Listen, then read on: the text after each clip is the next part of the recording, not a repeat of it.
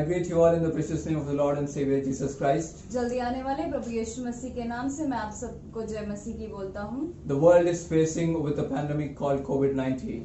ये इस वक्त ये दुनिया बहुत ही ज्यादा महामारी से गुजर रही है। People are in pain, people are hospitalized, people are in quarantine and in different situations around the parts of the world. लोग बहुत दर्द में हैं, बहुत लोग बहुत सारी मुसीबतों में हैं, कुछ लोग हॉस्पिटल में हैं, कुछ लोग घर में क्वारंटाइन बैठे हैं। Every day, large number of people, thousands of people are passing away due to this COVID-19. इस कोविड-19 के महामारी के कारण अनेक लोग इस जहां से गुजर गए हैं। But the reason behind you and me are alive today is only the grace of God. आज आप और मैं जीवित हैं, सिर्फ परमेश्वर की कृपा है ये। I mean, we have to thank each and every day for His goodness, for His grace, for His mercy towards us. हर समय हर वक्त हमें परमेश्वर का धन्यवाद करते रहना चाहिए कि उसने आज तक हमें जीवित रखा है। Our God is gracious, He is loving and He is very kind to us. हमारा परमेश्वर महान है, वो बहुत ही दयालु और बहुत अनुग्रहकारी है। We are living in a sinful world which is covered with sin and full of sin. हम पाप से भरी हुई दुनिया में हैं, जहाँ पे सिर्फ पाप बहुत ज्यादा है। I mean, during this end times, the coming of the Lord is very near to us. परमेश्वर का आगमन बहुत ही निकट है। We can see what all Bible tells us during the end times, the signs and wonders which will take place around the world. जैसा कि हम देखते हैं बाइबल में बहुत सी बातें परमेश्वर ने दुनिया के अंत के वक्त लिखा है, वो सब एक एक करके अभी हो रहा है। In the book of Matthew it says there would be earthquakes, there would be different kinds of disease and there would be floods around the globe. जैसे मत्ती की पुस्तक में लिखा है कि दुनिया में बहुत सारे भूकंप होंगे, जल प्रलय होगा, बहुत सारी बीमारियां आएंगी, वो इस टाइम हम देख सकते हैं। All these things are taking place and we can see through news and as well as live and people are facing it. बहुत से ऐसी चीजें हो रही हैं और हम देख रहे हैं कि बहुत लोग इससे गुजर रहे हैं। But during this time period, during the period of COVID or all the pandemics and all the earthquakes and whatsoever comes into this earth, जो भी महामारी आई है कोविड-19 और बहुत सारे भूकंप जितना भी हो रहा है, उस सब से दुनिया, you and me which are saved by the blood of Jesus, which we believe in Him and we praise Him and we pray to Him. पर आप और मैं जिस परमेश्वर की हम स्तुति आराधना करते हैं, उसने हमें बचाया है अभी। Our faith needs to be still. So today's topic would be today's topic would be on the subject called faith. आज का जो हमारा सब्जेक्ट है वो विश्वास है। So I believe being a Christian, you and me are well aware of so-called subject faith. What is faith? आप और मैं एक विश्वासी हैं और हम जानते हैं कि विश्वास क्या होता है। We have never seen light, but we believe when the power of light comes and we feel it and we believe there is light. हम लोग ने कभी रोशनी देखी नहीं है, पर हम ये जानते हैं कि रोशनी परमेश्वर ने सृष्टि किया है। We cannot see air, but we feel it and we believe there is air, and that's the only reason you and me breathe the oxygen. हमने कभी श्वास को नहीं देखा, पर हाँ आप और मैं वो श्वास लेते हैं। So everything which is created by God in this earth has to be believed in the way it has been created. जैसे परमेश्वर ने इस दुनिया की सृष्टि के टाइम बनाया है, हम विश्वास करते हैं, वैसे ही हमारा विश्वास रहना चाहिए। You and me are not complete as a man we are. हम और आप पूर्ण नहीं हैं मनुष्य के समान। But the Christ who saved us, who is in us, He makes us complete and whole to be His daughter and son.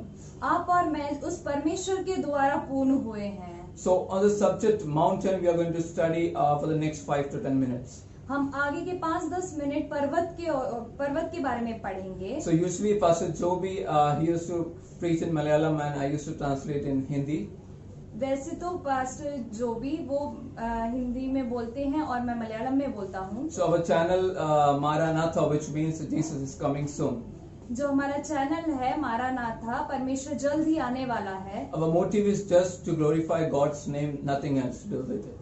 हमारा इसका एक ही मकसद है कि हम परमेश्वर की स्तुति बढ़ाएं। Because we cannot attend conventions, crusade, conferences or any fasting prayers since the COVID-19, everything is locked down, churches are closed.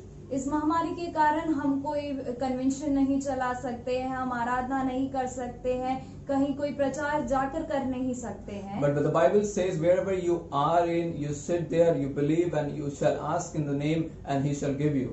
पर बाइबल में ऐसा लिखा है कि जहाँ कहीं तुम रहते हो, जहाँ भी हो, वहाँ पे परमेश्वर की स्तुति आराधना करो। Wherever you are in, go and shut the door of your room. kneel down in prayer and ask God, and He will answer all your prayers. आप जहाँ कहीं भी हैं अपने कमरे का दरवाजा बंद करके घुटने टेक कर परमेश्वर से उसकी स्तुति आराधना करें। Our God is a God who answers each and every prayers of us. परमेश्वर हमारी हर एक प्रार्थना को उत्तर देता है। But the problem with the prayer is पर हमारी प्रार्थना के साथ एक दिक्कत है, we don't pray with the faith. हम विश्वास के साथ प्रार्थना नहीं करते। Prayer without faith cannot be answered by God. जो विश्वास बिना प्रार्थना होती है वो परमेश्वर नहीं सुनता। Bible says if you say to the mountain it shall be moved into the sea, it may be moved. Bible में लिखा है अगर तू पर्वत से हट जाने के लिए बोलेगा तो वो हट जाएगा। But if you don't speak out with the faith, it will not be moved. It will be the same standing over there. अगर हम विश्वास के साथ वो नहीं बोलेंगे तो वो पर्वत टलेगा नहीं। So let us turn our Bibles into the book of Matthew, which is in the New Testament. हम मत्ती की पुस्तक में हम ऐसा पढ़ेंगे, Matthew chapter 17 verse 30, it says you need to have a faith like a mustard seed.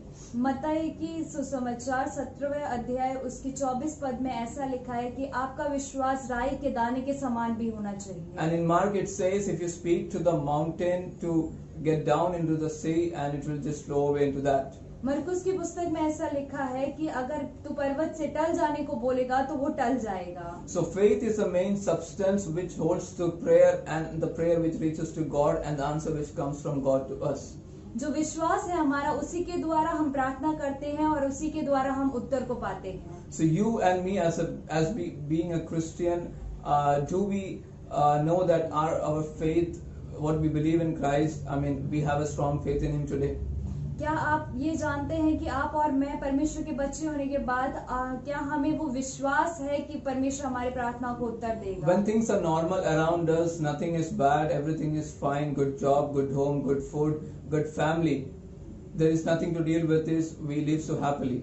जब हमारे पास हर चीज होती है, हम लोग के लिए खाने के लिए, पीने के लिए, रहने के लिए सारी खुशियां होती हैं, तब When the real situations come, so-called pandemic, which is COVID-19, which is just ruining so many lives, taking into the pits of death. पर जब महामारी आई, बहुत सारे लोगों की मृत्यु हुई, बहुत लोगों को खाने के लिए नहीं मिला, तब I have seen many people, many Christians, they are still afraid. I mean, saying that this would really kill us. How can we get saved out of this COVID-19? ऐसे बहुत सारे क्रिश्चियन लोग हैं जो ये कहते हैं, उन्हें डर लगता है कि ये महामारी हमें मार डालेगी। This COVID-19 is not for you and us. ये जो महामारी है ये आपके लिए और हमारे लिए नहीं है। This is for everyone. It shows that whatever has been said by God, or the signs which God said in the New Testament before His coming, has to be taken place over the earth. ये इसलिए हो रहा है क्योंकि परमेश्वर ने अपने वचन में लिखा है कि अंत के समय ये सब होगा। So during this time of pandemic or the COVID-19, ये महामारी कोविड-19 के समय में I would like to encourage you with the word of God. मैं आपको ये कहकर प्रोत्साहित करना चाहता हूँ, We need to be still, and we need to have complete faith in Christ Jesus alone. हम जैसे हैं हमारा विश्वास उसमें बढ़ा होना चाहिए। Because if our faith decreases from a step to or 2 to 3 or 3 to 4, अगर हमारा जो विश्वास का पढ़ाव है वो 1 से 2 या उससे कम होता जाए तो the way it decreases, our life or our spiritual life gets down, and the faith which we have in Christ, it just shakes like a flood, or like a thunder, or like a wind which blows away around. अगर हमारा विश्वास कम हो जाए तो वो एक तूफान के समान होता है, हमारे जीवन में बहुत परेशानियां आती हैं। So we need to have complete faith in Christ Jesus, and how can we have that? अब ये बताऊंगा कि हमारे जीवन में हमें कैसे विश्वास करना चाहिए। Bible says when you were not even born into the mother's womb, I mean God has called you out with the name. Bible में ऐसा लिखा है कि परमेश्वर ने तेरी माँ की गर्भ में होने से पहले तेरा नाम तय कर लिया था। So it is the same name which has been kept our parents, and that is the reason, just to prove that God has called out with the same name which our parents thought of keeping to us. और वही नाम से हमारे माता पिता हमें पुकारते हैं क्योंकि वो परमेश्वर से द्वारा मिला हुआ एक चीज है। We have never seen air around us, but we feel and we believe there is air. हमने श्वास नहीं देखा पर हम उस श्वास को लेते हैं। And we breathe as oxygen intakes us, and we live, and that is a sign of faith, or an unseen thing which we can see through our eyes. ये जो वायु है ये हम देखते नहीं है, हम अंदर लेते हैं, हम बाहर छोड़ते हैं, और ये इस दुनिया में पूरा ये वायु है। So faith is basically an unseen substance which we have to believe, which we have not seen with the eyes. जो हमारा विश्वास है ये हमने देखा नहीं है, पर हमें इस पर विश्वास करना I have चाहिए। not seen God. You might not have seen God, हमने परमेश्वर को नहीं देखा, आपने भी परमेश्वर को नहीं देखा but है, we believe there is a God who created heaven and earth. पर हम ऐसा विश्वास करते हैं कि परमेश्वर है जिसने आकाश और पृथ्वी की सृष्टि की। Because what happens when we start believing on Him? जब हम उन पे विश्वास करने लगते हैं तब क्या होता है? I mean, our situations, what we are facing, when we take it as a prayer to Him, हमारी जो परिस्थितियां होती है वो परमेश्वर के पास जब लेकर जाते हैं, and when we add so-called faith into that prayers and bring it to God, जब हम उसमें विश्वास के साथ आगे बढ़ते हैं, and during the same time when the prayer reaches God and He answers to us, जब वो प्रार्थना परमेश्वर के पास पहुंचती है और वो उसका उत्तर हमें देते and हैं, there comes a situation changes from it. और तब हमारा परिस्थितियां बदल जाती हैं। Acts chapter 14 verse 22 says, प्रेरितों के काम में ऐसा लिखा है, we have to encourage each other in Christ, in faith in Christ. हम सबको एक दूसरे को प्रोत्साहित करना चाहिए विश्वास में। Because when the problems like mountains come, जैसे पर्वत जैसी परेशानी अगर हमारे सामने आए तो mountains are immovable, imaginable. We cannot even, think of it. How powerful it is. पर्वत इतना ताकतवर होता है कि वो उसे हम हिला नहीं सकते, वो कभी टलता नहीं है। But the Bible says if you speak with the faith, the mountains would be moved into the sea. पर हम विश्वास के साथ अगर कहें तो पर्वत टल सकता है, ऐसा वचन में लिखा है। And on the other side it says you must have faith like a mustard seed. और दूसरी ओर लिखा है कि हमारा जो विश्वास है वो राई के दाने के समान होना So चाहिए। mustard is very small in size, जो राई का दाना है वो बहुत छोटा है, and the problems of mountain is very larger in size. और जो परेशानियों का पर्वत है वो बहुत बड़ा है। So if you compare the mountain and the mustard, अगर हम पर्वत और राई के दाने की तुलना करें तो so that is unimaginable. It is very short, the mustard very tiny, and the mountain is very large and very huge in size. हम सोच भी नहीं सकते, जो राई के दाने के समान हमारा विश्वास होता है वो पर्वत को टाल सकता So है। God says if you have faith like a mustard seed, the tiny seed, परमेश्वर कहते हैं कि अगर तुम्हारा विश्वास राई के दाने के समान हो the तो problems which are in the size of mountains shall be moved into the sea.